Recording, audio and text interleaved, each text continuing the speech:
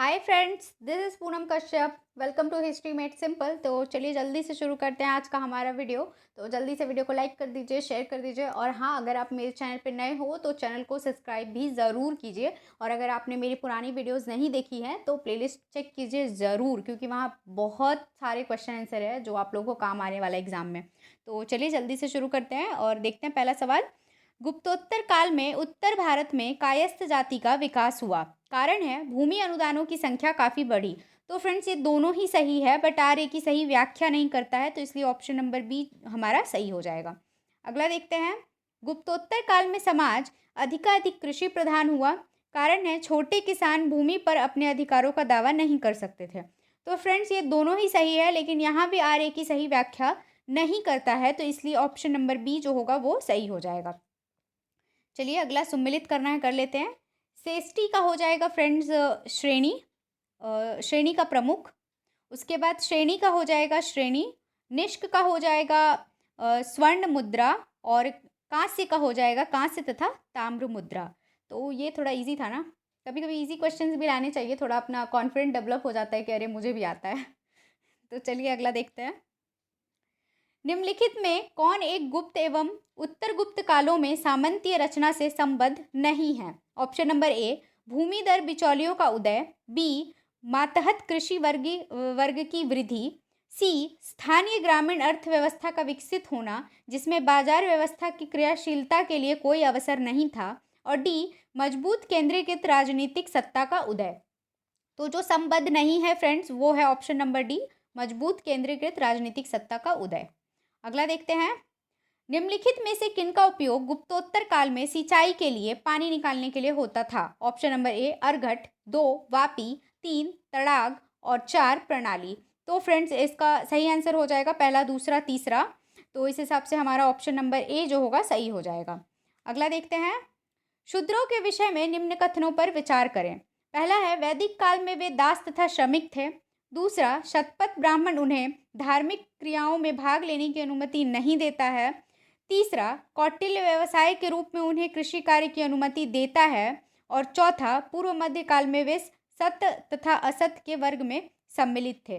तो फ्रेंड्स इसमें जो है ये सभी के सभी सही होंगे, तो इसलिए हमारा ऑप्शन नंबर डी जो होगा सही हो जाएगा। अगला है विवाह के किन प्रकारों में विच्छेद संभव था? पहला है प्रजापत्य, दूसरा आश, तीसरा गंधर्व और चौथा असुर। तो फ्रेंड्स इसमें जो है तीसरा और चौथा सही होगा। उप्स, मैं बार बार पेन लेना भूल जाती हूँ। सॉरी इसके लिए। तीसरा और चौथा सही होगा, तो इस हिसाब से हमारा ऑप्शन नंबर सी जो होगा सही हो जाएगा। अगला देखते हैं। इसे भी सम्मिलित करना है। तो पहला जो राजस्थानीय है इसका हो जाएगा प्रांत अथवा भुक्ति का शासक। दूसरा है विषयपति, इसका हो जाएगा प्रदेश का शासक। तीसरा महत्तर का हो जाएगा फ्रेंड्स गांव के सभी मामलों की देखभाल करने वाला अधिकारी। और चौथा जो है अक्षपटलिक, इसका हो जाएगा आधुनिक लेखपाल की तरह गांव का अन्य महत्वपूर्ण अधिकारी। तो इस हिसाब से हमारा ऑप्शन नंबर ए सही हो जाएगा कूट का। अगला देखते हैं। थानेश्वर के वर्धनों का क्रमबद्ध इतिहास प्रभाकर वर्धन के समय से मिलता है। कारण है प्रभाकर वर्धन थानेश्वर का प्रथम वर्धन शासक था। तो फ्रेंड्स ये दोनों ही सही है और आर ए की सही व्याख्या भी करता है, तो इसलिए ऑप्शन नंबर ए सही हो जाएगा। अगला देखते हैं। बांसखेड़ा व मधुबन अभिलेख से वर्धन वंश के किन प्रारंभिक राजाओं की जानकारी प्राप्त होती है? पहला है नरवर्धन, दूसरा राज्यवर्धन, तीसरा आदित्यवर्धन और चौथा प्रभाकर वर्धन। तो फ्रेंड्स इसका सही आंसर हो जाएगा ये सभी के सभी, पहला, दूसरा, तीसरा, चौथा, तो डी सही हो जाएगा। अगला देखते हैं। निम्नलिखित में से कौन सा युग्म सम्मिलित नहीं है ये बताना है, तो चलिए देखते हैं। महासंधि विग्रहाधिकृत का हो जाएगा संधि तथा युद्ध का अधिकारी। दूसरा महाबलाधिकृत का सेना का सर्वोच्च सेनाध्यक्ष। तीसरा बलाधिकृत का हो जाएगा सैनिक। और चौथा जो है भ्रष्ट कुलाधिकरण का गांव का एक प्रमुख अधिकारी। तो फ्रेंड्स ये जो है बलाधिकृत ये गलत है, क्योंकि इसका जो है सैनिक नहीं होगा, सेनापति होगा। ठीक है, नोट कर लीजिएगा आप लोग। अगला देखते हैं। निम्नलिखित कथनों में से कौन से कथन सत्य है ये बताना है। एहोल को मंदिरों का नगर कहा जाता था। दूसरा, लक्ष्मण सेन ने परम वैष्णव की उपाधि ली। और तीसरा, श्री वैष्णव संप्रदाय के संस्थापक नाथ मुनि थे। तो ये तीनों के तीनों ही सही है फ्रेंड्स, तो इसलिए हमारा ऑप्शन नंबर डी सही हो जाएगा। अगला देखते हैं, निम्नलिखित कथनों में से कौन से कथन सत्य हैं, बताना है। पहला है, वानभट्ट मयूर तथा मातंग दिवाकर हर्ष के शासनकाल के प्रमुख विद्वान थे। दूसरा, मयूर ने सूर्य शतक नामक 100 श्लोकों के संग्रह की रचना की। तीसरा, हर्ष के शासनकाल में पुलिस को कतुक कहा जाता था। और चौथा, एहोल प्रशस्ति की रचना रतिकीर्ति ने की थी, रतिकीर्ति ने। तो फ्रेंड्स इसमें जो है पहला, दूसरा, चौथा सही है, तीसरा गलत है। तो इसलिए ऑप्शन नंबर बी हमारा सही हो जाएगा, क्योंकि जो हर शासनकाल में जो पुलिस थे उसे चाट और भाट कहते थे। ठीक है, ये गलत है, चाट और भाट। आप लोग नोट कर लीजिए इसे, क्योंकि ये कभी कभी बुक में भी गलत आता है, कभी चट्ट भट्ट होता है, कहीं पे चार और भार भी दिया होता है। तो इसलिए जो सही इसका प्रोनाउंसिएशन है वो है चाट और भाट। तो आप लोग इसे नोट कर लीजिएगा। चलिए अगला देखते हैं, इसे भी सुमिलित करना है।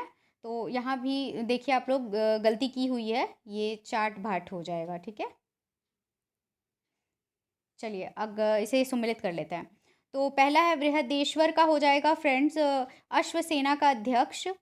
दूसरा जो है चाट भाट होगा, इसका हो जाएगा वेतनीय तथा अवेतनीय सैनिक। उसके बाद कटुक का हो जाएगा फ्रेंड्स हस्ती सेना का अध्यक्ष। और दूत राजस्थानीय का हो जाएगा परराष्ट्र मंत्री। तो इस हिसाब से हमारा ऑप्शन नंबर सी जो होगा सही हो जाएगा। अगला देखते हैं, हर्ष ने देश में शांति और व्यवस्था बनाए रखने के लिए पुलिस विभाग की स्थापना की थी। सही है। दूसरा है, पुलिस विभाग के कर्मियों को चार और भार कहा जाता था। देखिए यहाँ पे गलत है, चाट और भाट होगा। अगेन यहाँ पे ये गलत दिया हुआ है। तो ये फ्रेंड्स दोनों ही सही है। और ये जो है आर्य की सही व्याख्या नहीं करता है, तो इसलिए हमारा ऑप्शन नंबर बी सही हो जाएगा। चलिए अगला देखते हैं, उपरीक महाराज का हो जाएगा फ्रेंड्स प्रांतीय शासक। मीमांसक का हो जाएगा न्यायाधीश। महाप्रतिहार का हो जाएगा महाप्रतिहार। और भोगपति का भोगपति। तो इन दोनों का मीनिंग मैं आप लोगों को बता देती हूँ। महाप्रतिहार जो है इसका होगा राजप्रसाद का रक्षक। ठीक है, और जो भोगपति है उसका होगा अनाज का राजकीय भाग वसूलने वाला। ठीक है, नोट कर लीजिएगा आप लोग। मैं यहाँ पे इतना लंबा लिख नहीं पाऊंगी, तो इसलिए राजप्रसाद का रक्षक, राजप्रसाद का रक्षक। और दूसरा जो है भोगपति, इसका हो जाएगा उपज का राजकीय भाग वसूलने वाला। ठीक है, तो आप लोग कर लीजिए इसे नोट। और इसमें जो है वो थोड़ा गलत दिया हुआ था, तो इसलिए हमारा ऑप्शन नंबर ए जो होगा इस हिसाब से सही हो जाएगा। चलिए अगला देखते हैं, निम्नलिखित में से कौन सा युग्म सुम्मिलित नहीं है, ये बताना है। तो चलिए देखते हैं, अवंती का हो जाएगा हर्ष का प्रधानमंत्री। दूसरा, सिंहनाथ का हो जाएगा हर्ष का महासेनापति। तीसरा, कंटक का अश्वसेना का सेनापति। और चौथा जो है चंद्रगुप्त राज्यवर्धन का प्रधानमंत्री। तो फ्रेंड्स ये गलत है आखिरी वाला, तो ऑफकोर्स हमारा यही सुम्मिलित नहीं है, आंसर मिल गया हमें। अगला देखते हैं, प्रियदर्शिका नामक नाटक हर्षवर्धन की कीर्ति है। कारण, प्रियदर्शिका नाटक में 5 अंक हैं। तो फ्रेंड्स ये पहला सही है, बट दूसरा गलत है, क्योंकि इसमें 4 अंक हैं। नोट कर लीजिएगा आप लोग। तो इसलिए हमारा ए सत्य हो जाएगा और आर असत्य हो जाएगा। अगला देखते हैं, इसे भी सुम्मिलित करना है, तो चलिए अरेंज कर लेते हैं इसे। पहला जो है दीर्घदग्ध, इसका हो जाएगा फ्रेंड्स तीव्रगामी संवादक। फिर से भूल गई, सॉरी। उसके बाद अच्छपटलिक का हो जाएगा फ्रेंड्स लेखा जोखा रखने वाला लिपिक।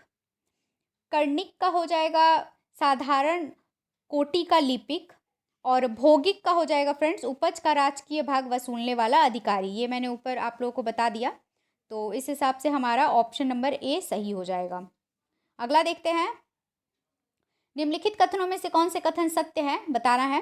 पहला है, विंसेंट स्मिथ के अनुसार चालुक्यों की उत्पत्ति मध्य एशिया की चप जाति से हुई थी।